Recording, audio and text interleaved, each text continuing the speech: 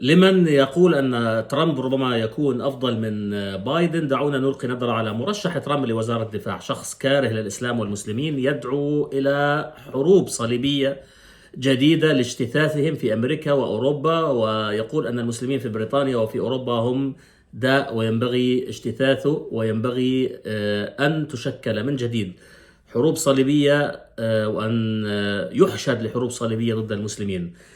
صحيفة الواشنطن بوست في تقرير أعدته ميسي رايان وإيفان هيل قالت أن المرشح ترامب لوزارة الدفاع، أي وزير الدفاع القادم، بيتر هيكسيث أو هيكسيت، لا يؤمن بمسألة التنوع والتعدد والأعراق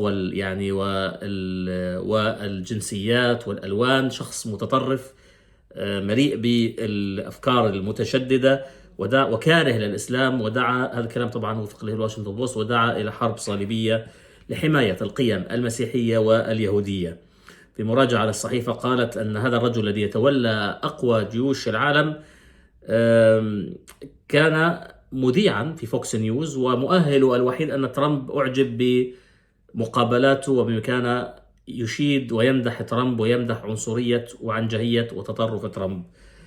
هذه الآراء ستظهر للعلن عندما يبدأ المشرعون بمناقشة ترشيحات الرجل وأفكاره فيما يتعلق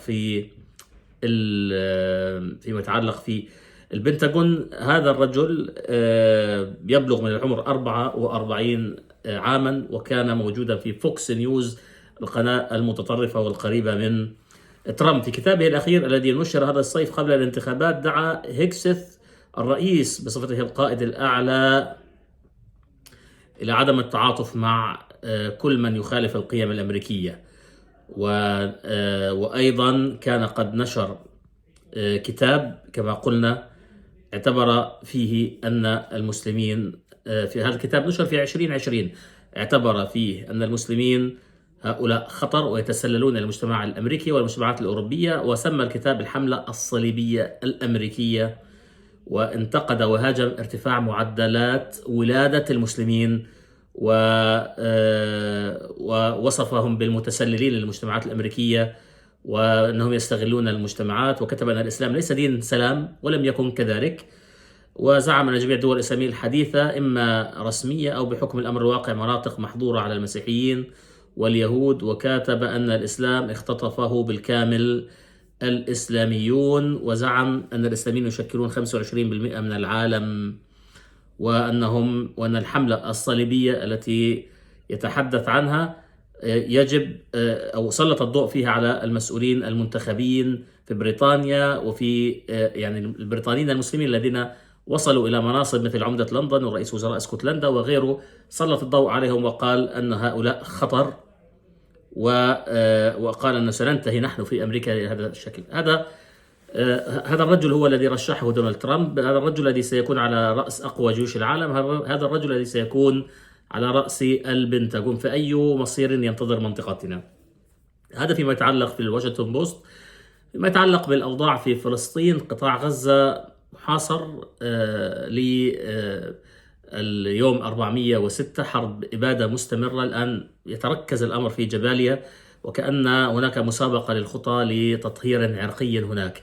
هذا كله يجري وسط يعني مش وكأنه هو خطة لنتنياهو لاستكمال ذلك، لكن المهم في كل هذا مهم، لكن أقصد المهم داخل الاحتلال الإسرائيلي أن هناك صراع قانوني، وفي هناك محاولات ربما جلب نتنياهو إلى المحاكمة. المستشارة القانونية قالت أنها ترفض غياب نتنياهو عن استماع أو حضور جلسة الاجتماع.